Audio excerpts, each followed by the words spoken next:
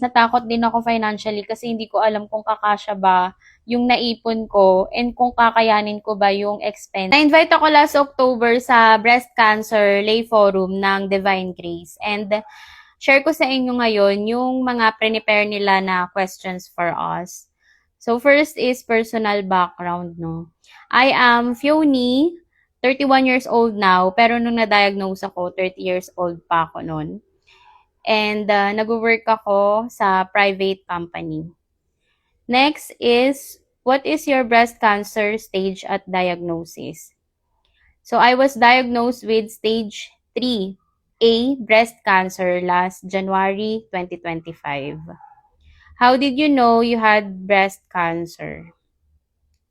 September 2023, nakakapako na yung bukol ko sa right breast. Pero hindi ko pinursu or proceed yung recommendation ng doctor na i-biopsy. So, hinayaan ko muna siya. Pero, sa breast ultrasound pa lang, nakita na moderate suspicious for malignancy na siya. And 3 cm na siya that time. So, after a year, pansin ko na madalas na siyang sumasakit. And alarming na siya kasi feeling ko lumaki siya. And tama nga ako, December 2024, nagpa-check up ako pero sa ibang breast surgeon na. And then, doon pinag-repeat breast ultrasound niya ako. And then, nakita nga doon na nag-times 2 yung size ng bukol ko. Nirecommend niya ako na magpa-biopsy. Then, by January 2025, binayopsy ako, core needle biopsy yun. Tapos, after 2 or 3 weeks ata yun, lumabas na yung result na confirmed cancer siya. Did you immediately seek consult or was there some delay? As I mentioned nga na after a year ko pa siya tinuloy. Actually, nung nakapa ko siya, nagpa-check up na ako agad noon. Pero nung nalaman ko na suspicious for malignancy siya based dun sa breast ultrasound ko, medyo natakot ako, ganun. Kaya, dinelay ko muna ng 1 year. Pero after a year nga, madalas na siyang sumasakit. Fifth is thoughts before seeking professional help. Natakot at kinabahan din ako nung time na yun mga sis, pero mas nanaig sa akin yung kagustuhan ko na malaman na at gumaling, if ever man na cancer nga. Next is, were you familiar with mammography or screening? Hindi ako familiar sa mammography kasi hindi ko pa naman siya na-try. Sa breast ultrasound lang ako familiar. And sabi nila masakit daw yung mammography.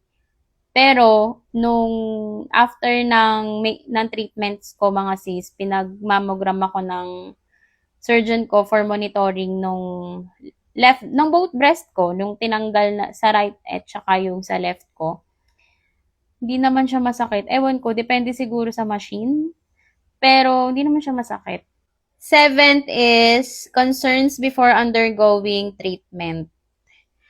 Mga sisino ba namang hindi takot sa chemotherapy, sa radiation, sa operation, lalo na at first timer pa ako sa operation. Hindi ko na nga matandaan kung na-hospital ba ako before ako ma-diagnose. So, takot ako talaga.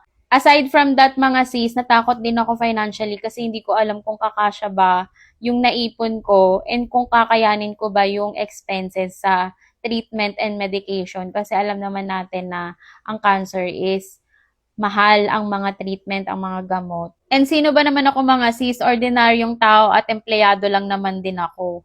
8 is adverse reactions experience. Sa chemotherapy mga sis, number 1 na talaga dyan is yung malalagas yung buhok natin. So, sa first chemo pa lang, nag-decide na ako noon na magpa-shave na or skinhead.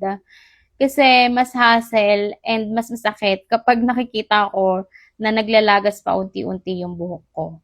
Aside from that mga sis, wala na akong major na maalala na nahihirapan ako sa side effects. Siguro yung ano na lang, yung bloated or constipated ako. First chemo ko pa lang, constipated yung tiyan ko. Parang may hangin na paikot-ikot. Tapos yun, na isip ko or may nakapag-advise din sa akin na kumain ng papaya araw-araw. Then, yun yung ginawa ko, naging effective naman siya. Kaya thankful talaga ako kasi wala akong masyadong naramdamang side effects during chemotherapy. Tapos, depende ata sa doctor mga sis kasi kasama sa order ng doctor ko yung pre-meds. So, before ilagay yung gamot para sa chemo, meron munang ini-inject sa akin na anti-suka, anti-allergy. After ko sa 8 cycles chemo, inoperahan ako and then ayun, tinanggal na yung right breast ko. Tapos sa radiation naman is nagkaroon ng sunburn-like skin dun sa treated area ko. Ninth question is herbal or alternative treatments. Wala naman akong against sa herbal mga sis. Pero dun ako sa research proven and madami nang napatunayan.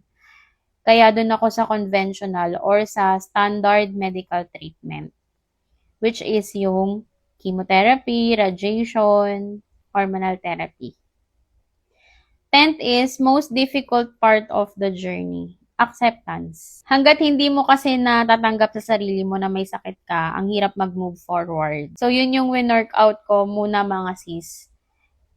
Tinanggap ko na may sakit ako and then ginawa ko lahat ng kaya kong gawin para matapos ko and makompleto ko yung treatments ko.